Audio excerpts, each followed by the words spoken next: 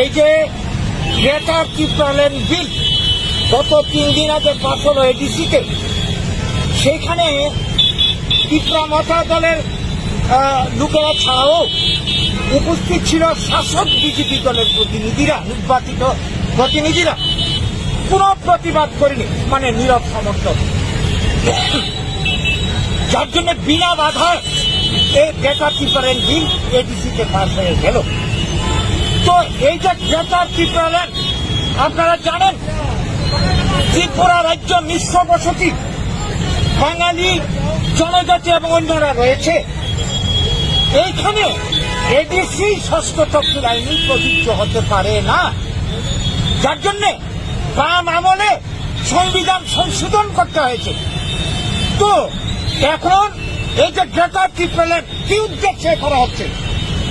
ADC এলাকা ত্রিপুরার 4 ভাগের 3 ভাগ জায়গা নিয়ে তৈরি, সেখানে বাঙালিদের কোনো ভূমির অধিকার নেই, ব্যবসা বাণিজ্যের অধিকার সীমিত, চাকরির অধিকার সীমিত।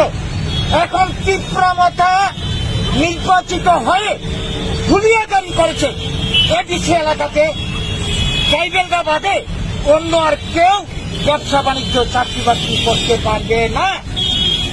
এই যখন অবস্থা, তারা স্লোগান দিচ্ছে প্রতিনিয়ত গো ব্যাক বাংলাদেশি মানে বাঙালি।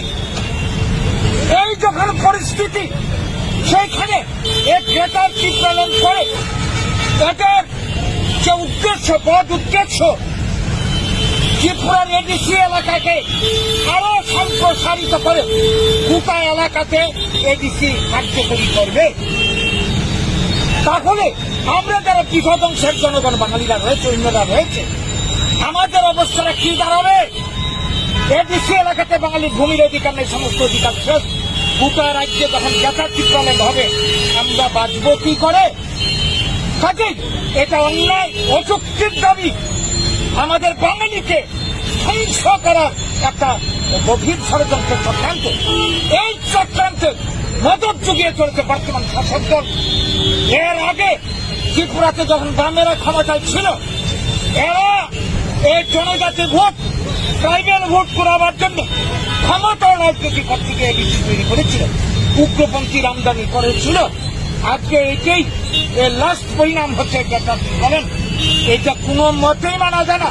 গ্রেটার ত্রিপুরাল্যান্ড হলে বাঙালি সর্বনাশ হবে, ত্রিপুরার উন্নয়ন ব্যাহত হবে, জাতি জনজাতির মধ্যে বিদ্বেষ বাড়বে, সামগ্রিকভাবে ত্রিপুরা পিছিয়ে যাবে। ত্রিপুরার উন্নয়নের পরিকল্পনা না নিয়ে, ত্রিপুরার সম্পদকে কাজে লাগিয়ে কর্মসংস্থানের পরিকল্পনা না নিয়ে জাতি জনজাতির মধ্যে বিরোধ সৃষ্টি করে এইভাবে যারা ত্রিপুরার সন্ত্রাস করতে চায়, বাঙালি সন্ত্রাস করতে চায়, তাদেরকে আমরা চরম হুঁশিয়ারি দিয়ে রাখতে চাই। যেই বাঙালি স্বাধীনতার জন্য লড়াই করে প্রাণ দিয়েছিল, প্রয়োজনে জাতির অস্তিত্ব রক্ষার জন্য আবারও রক্ত দিতে প্রস্তুত।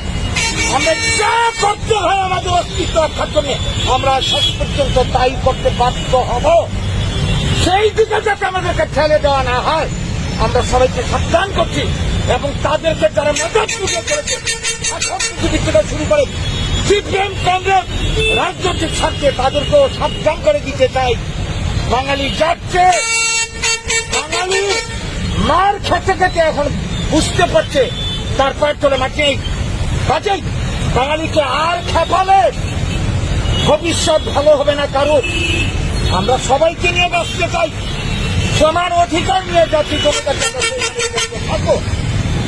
এইটা না করে যারা ক্ষমতা রাজনীতি করতে গিয়ে এই ধরনের ধ্বংসাত্মক কাজে হাত দিয়েছে, তারা সাবধান হন। এবং এই রাজ্যের গণতন্ত্রপ্রিয় সবার কাছে দলমত নির্বিশেষে আমরা বাঙালির পক্ষ থেকে আমাদের আবেদন, সবাই এগিয়ে আসুন। এই অশুভ প্রচেষ্টার বিরুদ্ধে আমরা সবাই রুখে দাঁড়াই। ত্রিপুরাল্যান্ড হতে আমরা দিচ্ছি না, দেব না। ত্রিপুরা ভাগ, বাংলা ভাগ আমরা হতে দিচ্ছি না, দেব না। আমরা সবাই মিলে এটাকে প্রতিহত করে সমৃদ্ধ ত্রিপুরা গড়ে তুলব। আমরা বাঙালির নেতৃত্বে এই আবেদন আহ্বান আজকে রাখছি। আপনার